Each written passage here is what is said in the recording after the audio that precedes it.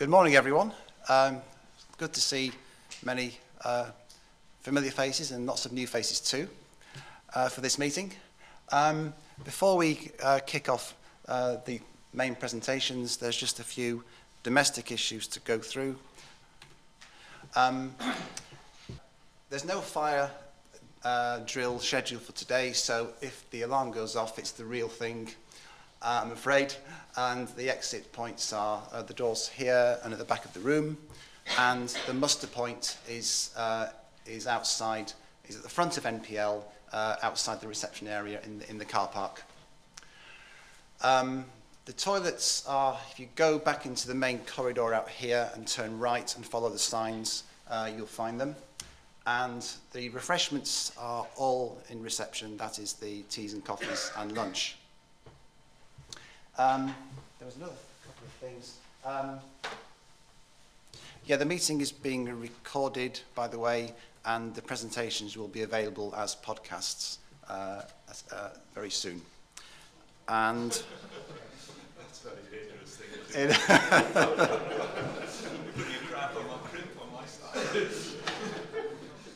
And Martin mentioned lab tours. I think we have about 6 or 7 people booked already. If you haven't yet indicated interest in that, would you please tell Hannah on the registration desk at coffee this morning, please? Right, so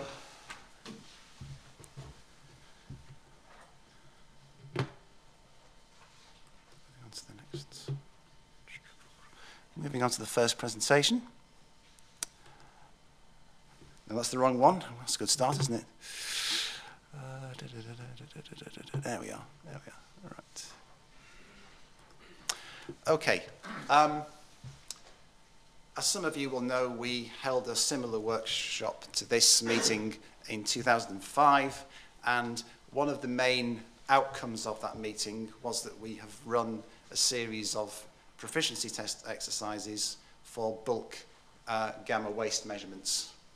And this is just going to be a very brief overview of the exercises, and at the end there's a few suggestions for further work which will feed into the reference materials syndicate group. So in outline, we have run 3 PTEs since 2005 in 7 and 9 and last year. I'll just say a few words of background, explain how we prepared the standard drums that we used to circulate to the participants. A few words about how the PTEs were run, the types of detectors and calibrations that we used by the participants, a couple of slides giving overall performance, some feedback we've had from the participants regarding the usefulness of the exercises, and finally some proposals for future work. Okay, I put this slide up because I thought it would bring back memories for at least one member of the audience. The background to the PTEs is that we had, back in the sort of early parts of the last decade, we got with the decommissioning work in the UK kind of building up, we started getting feedback that there was need for measurement support, standards and reference materials and so forth for waste measurement. And following that, we ran a brief customer survey in 2004 where we visited around 8 or 9 nuclear sites, and it was somewhat inconclusive in that everybody wanted something different. So we then ran the workshop in 2005, which gave us a kind of gave us some better statistics, if you like, on what was needed and what the priorities were. And I should say that a few of you here today have taken part in the drum comparisons, and you've seen some of these slides before, so I apologise if you're seeing these for the 2nd or 3rd time. These are the overall findings of the last workshop, And it was run along similar lines, except we broke, the syndicate groups were to cover 3 different areas of monitoring, bulk gamma, surface, and radiochemistry. And we went through a process of proposing ideas and doing some formal voting, and came up with these priorities. And the most interest was in a standard standards for bulk monitoring, particularly of building materials and laboratory wastes, in 200-litre drums at something below the then exemption limits of 0.4 becquerels per gram. So we then had the problem of how many of these things to make, because they're not cheap. And we didn't have a feel for the size of the market, if you like. So we decided to prepare a single prototype standard and to circulate it to those labs who were interested for 2 reasons. First of all, to get some feedback on its usefulness as a calibration standard, and also to run a PTE to give the users a chance to check their systems against a traceable novel primary standard, not a primary standard, a standard, and also to give NPL an overview of UK proficiency in measurements of this type. So, God, this is about the 10th time I've put this slide up, I think. The first drum that we made was in 2007, and basically we took a large volume, about 70 kilos of ion exchange resin, freeze-dried the whole lot to make it more sort of miscible, and then bottled it in 500 ml bottles, and added a spike of a traceable solution of americium-241, cobalt-60, and cesium-137. Added a spike to each bottle, and then each bottle was sealed, homogenized, and they were all packed into a single drum, as in the manner illustrated, to produce an exempt level standard. And as you can see, we introduced some dead space into each bottle in order, and the reason for that was to get the density down to something more akin to soft waste, which was the idea. However, this did lead to a problem in that what we'd effectively created was an artifact where you had alternating layers of air and resin going down the drum, and that led to some measurement problems, which I will come to later. So going on to the next exercise in 2009,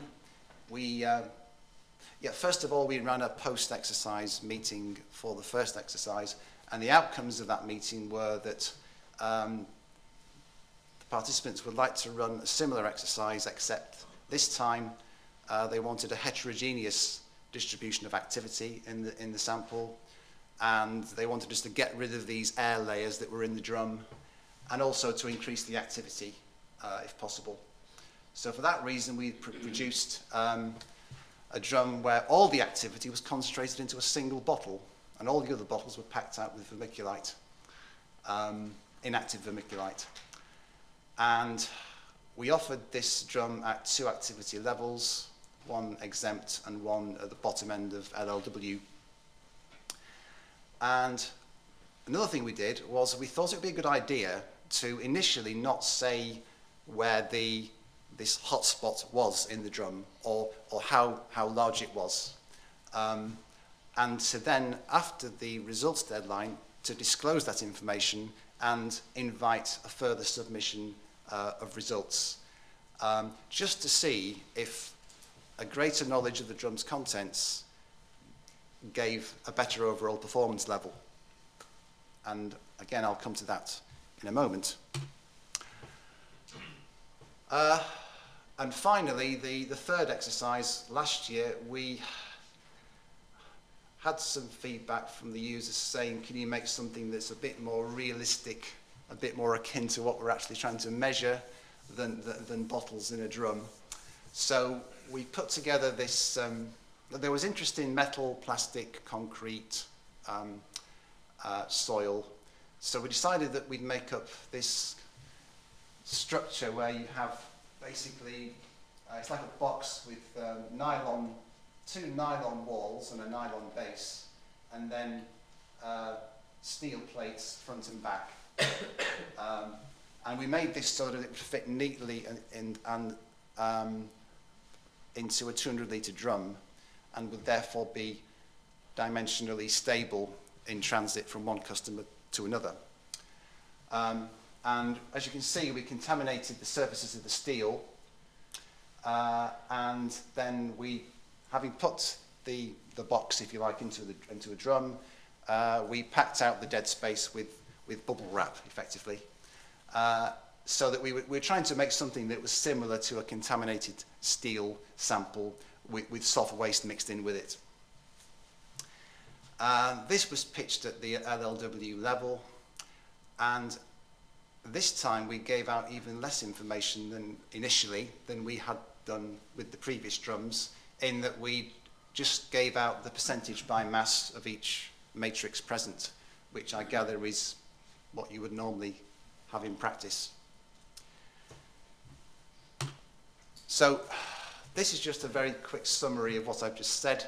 There have been 4 drums made with the same nuclide mix each time, but as we've gone along, we've kind of increased the level of heterogeneity in the sample and decreased the amount of initial information provided with the source, so that we're kind of edging towards a kind of real sample situation whilst still maintaining traceability to primary standards.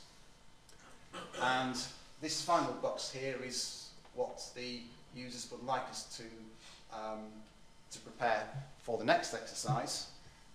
Essentially, they want us to increase the density and get some concrete in there, because that's what many drums have in them. So,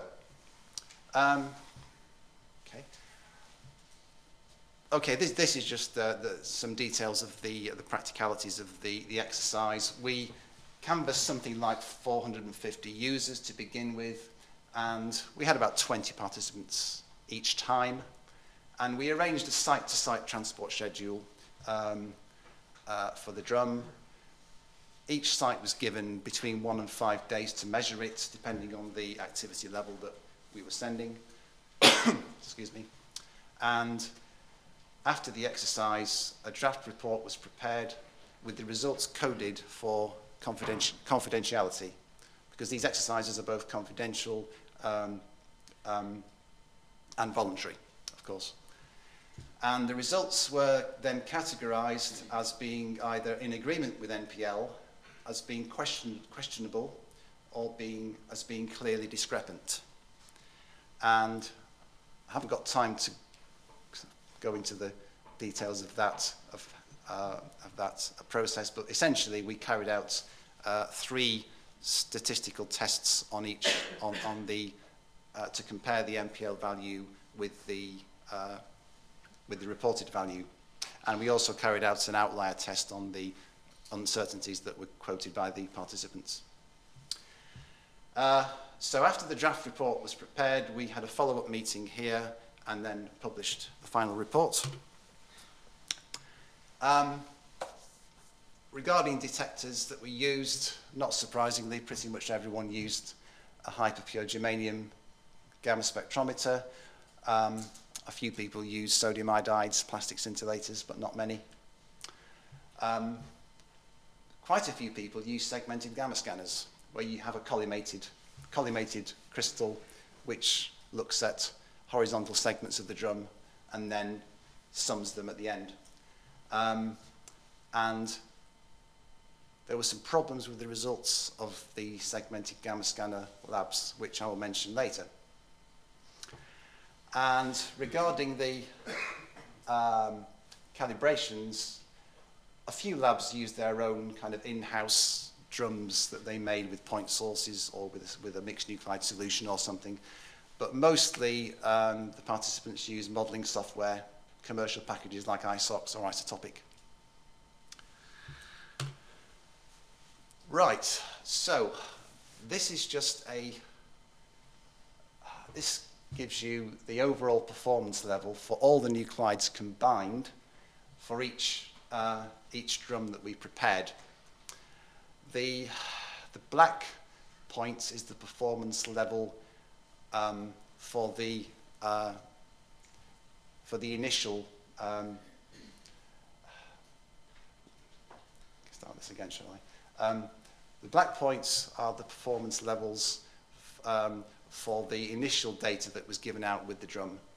Okay, and the blue points are the performance level for the subset of labs who chose to submit revised results after we'd given them more information on the drum. So you'd expect that value to be higher than the first.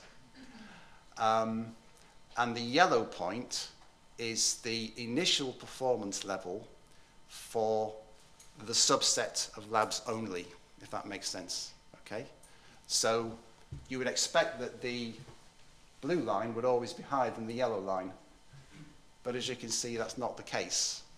And what seemed to be happening was that